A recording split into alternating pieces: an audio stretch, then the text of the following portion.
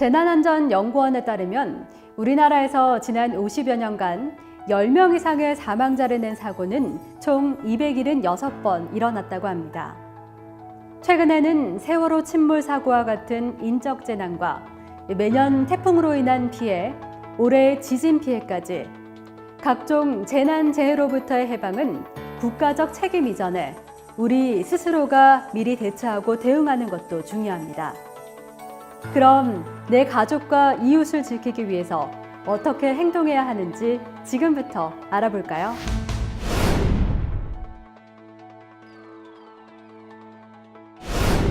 자연적 재난의 유형으로는 대표적으로 태풍, 호우, 폭풍, 폭풍우와 같은 풍수해, 대설, 해일, 지진 등으로 나누어집니다. 우리나라는 매년 여름철 태풍이 발생하여 큰 피해를 주고 있습니다. 또한 태풍은 집중호우를 동반하여 피해를 가중시키고 있습니다. 먼저 풍수해의 피해와 행동 요령에 대해 알아보겠습니다. 풍수해의 대표적인 피해 유형으로는 건물의 파괴, 고압선, 철탑 도괴로 인한 감전사고, 농작물 피해, 침수 및 고립, 산사태 등을 꼽을 수 있습니다. 태풍, 호우, 폭풍, 폭풍우주의보가 발령되면 민방위 사태 발생에 대비하여 불필요한 외출을 삼가고 계속 방송을 청취하며 보고 및 신고망, 비상연락망을 점검하고 유지하여야 합니다. 경보 발령 시에는 보고, 신고 및 비상연락망 유지는 물론이고 비상용품 등을 확인하고 손쉬운 곳에 두어 민방위 사태 발생에 대비해야 합니다. 그리고 사태 발생 시는 민방위 대장은 동원 명령을 하달받은 즉시 대원을 소집하여 응급 조치하고 주민들을 대피시켜야 합니다. 민방위 대원들은 전원 비상품을 휴대하고 지정된 대피 장소로 대피해야 하며 당황하지 말고 침착하게 지휘자의 지시에 따라야 합니다. 미처 대피하지 못한 사람의 구출에 노력하되 무리하지는 말아야 하며 부상자가 발생 시 신속한 응급처치를 해야 합니다. 두 번째로 대설의 피해 유형과 행동 요령입니다. 대설의 대표적 피해 유형으로는 교통의 두절, 도로의 결빙으로 인한 교통사고, 일부 지역의 고립, 재배용 비닐하우스 등의 시설물 파괴 등이 있습니다. 일정 시간 눈이 많이 내리는 현상을 대설이라고 정의하며 대설주의보는 24시간 새로 쌓인 눈이 5cm 이상 예고되고 눈을 밟으면 신발이 묻히는 상황을 말하며 대설경보는 24시간 새로 쌓인 눈이 20cm 이상 예고되고 눈을 밟으면 신발이 완전히 빠지는 상황을 말합니다. 대설주의보 발령 시에는 등산이나 유원지 등 관광을 금지하고 라디오, TV를 통해 기상상태 숙지, 행정기관의 지시를 듣고 이행해야 합니다. 대피하는 이웃을 적극 도와주며 가혹주의 제설 작업을 실시합니다. 대설경보 발령 시에는 민방위 대장은 동원 명령을 하달받은 즉시 소속 대원들을 긴급 소집해야 하고 민방위 대원들은 민방위 대장 지휘하에 제설 작업에 착수하고 주민과 함께 교통로를 우선 확보합니다. 강설 기간에 발생한 환자 중 후송을 못한 중환자는 즉시 조치를 취해야 하며 긴급 조치가 끝나면 협력해서 제설 작업, 강설로 파괴된 시설들을 응급 복구해야 합니다. 세 번째로 해일 피해 행동 요령입니다.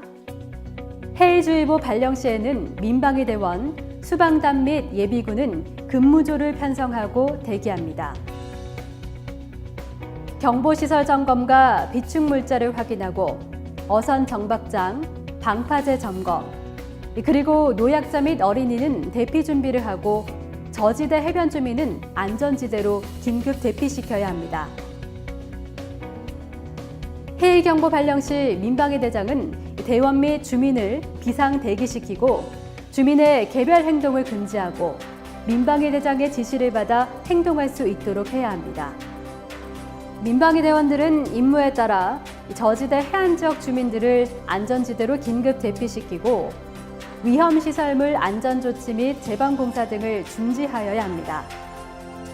이 사태가 발생하게 되면 민방위 대장은 동원령을 하달받은 즉시 소속 대원들을 긴급 소집하고 지휘하에 임무를 수행해야 하며, 민방위 대원들은 최초 발견자는 경보시설을 통해 주민들에게 알리고 피해 지역 내 부녀자, 노약자, 어린이 및 주요 가재 등을 안전지대로 대피 및 수용시킵니다.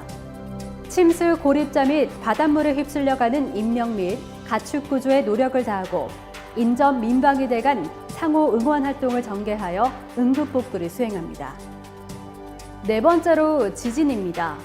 자연재해 중 가장 큰 규모와 파괴력을 자랑하는 지진은 일시적으로 일어나는 지각 변동으로서 급격한 단층 운동에 의한 구조지진, 화산 활동에 의한 화산지진, 집안의 함물에 의한 함물지진 등이 있습니다.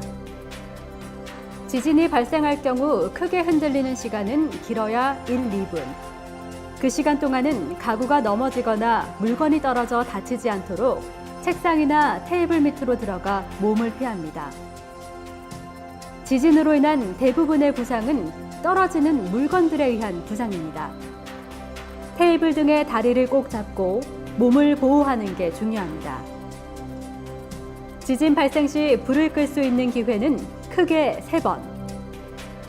먼저 작은 흔들림을 느낀 순간, 즉시 가스레인지나 난로 등의 불을 끕니다. 두 번째는 큰 흔들림이 멈췄을 때입니다. 크게 흔들릴 때는 물건이 떨어져 다칠 수 있어 흔들림이 멈춘 후 불을 꺼야 합니다. 마지막은 발화된 직후입니다. 1, 2분 내에 불을 끌 수 있도록 소화기나 소화용 큰 그릇을 항상 비치해 둡니다.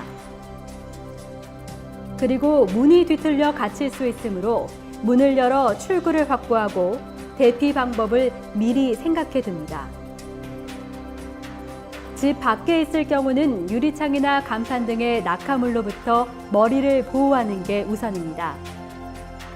많은 사람들이 함께 있는 상가에 있을 경우 큰 혼란이 있을 수 있으므로 안내자의 지시에 따라 침착하게 행동합니다. 엘리베이터에 있을 경우는 가장 가까운 층에서 내려 대피해야 하며, 만일 갇혔을 경우는 당황하지 말고 침착하게 인터폰으로 구조를 요청합니다. 전철을 타고 있는 경우는 화물 선반이나 손잡이 등 고정물을 꽉 잡고 넘어지지 않도록 합니다. 운전을 하고 있을 경우는 주의하면서 교차로를 피해 도로 우측에 정차합니다. 산이나 바다에 있을 경우는 산사태 등의 위험이 있으므로 평지나 안전한 곳으로 신속히 대피합니다. 부상자가 있는 경우에는 부상자 가까이에 있는 사람들이 서로 협력해서 적절한 응급처치를 할 필요가 있습니다. 대피를 해야 할 경우는 짐은 최소화하고 반드시 도보로 이동해야 하며, 유언비어를 믿지 말고 올바른 정보에 따라 행동해야 합니다.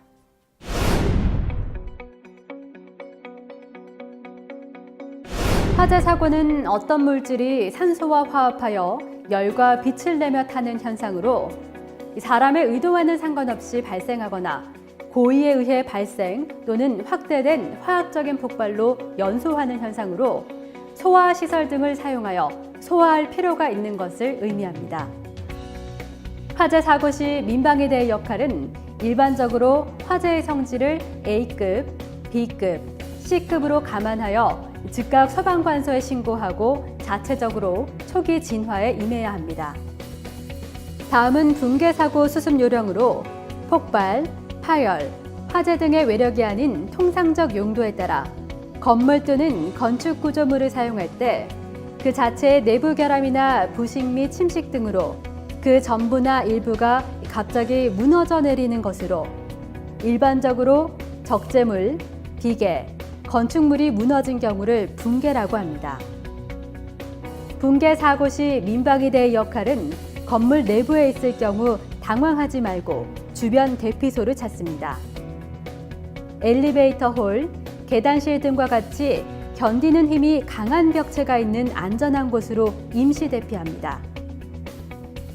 부상자는 가능한 빨리 안전한 장소로 탈출 후 응급처치를 시행합니다. 붕괴 사고 발생 시 건물 밖으로 탈출 가능한 통로를 찾고 주위 사람들과 협력하여 완강기 등을 이용하여 노약자, 어린이 등을 우선 탈출시킵니다. 이동 중 장애물 등을 될 수 있으면 움직이지 않도록 하고 불가피하게 제거 시 추가 붕괴 사고에 대비합니다. 유리 파편이나 낙하물에 대비하여 코트, 담요 등으로 머리와 얼굴을 보호합니다. 붕괴 때문에 고립이 장기화되는 경우를 고려하여 냉장고 등에서 음식, 물을 찾아 먹되 가능한 오래 버틸 수 있도록 음식, 물 소비를 조절합니다. 잔해 때문에 행동이 불가능한 경우에는 혈액순환이 잘 되도록 수시로 손가락과 발가락을 움직여줍니다. 구조대의 호출이 들리면 침착하게 반응하며 체력을 완전 소진시킬 수 있는 행동을 삼가고 편안한 자세를 유지하면서 구조 요청을 합니다. 공기 공급이 잘 되는 창문이나 선반이 없는 벽 쪽이나 낙하물로 보호받을 수 있는 튼튼한 테이블 밑에서 자세를 낮추고 구조를 기다립니다. 안전지대에 있는 경우에는 그곳에 머무르고 부서진 계단이나 정전으로 가동이 중단될 수 있는 엘리베이터는 사용을 금지합니다. 가스 누출 위험이 있는 경우에는 폭발의 위험이 있으므로 성냥등을 켜지 말고 손전등을 사용합니다.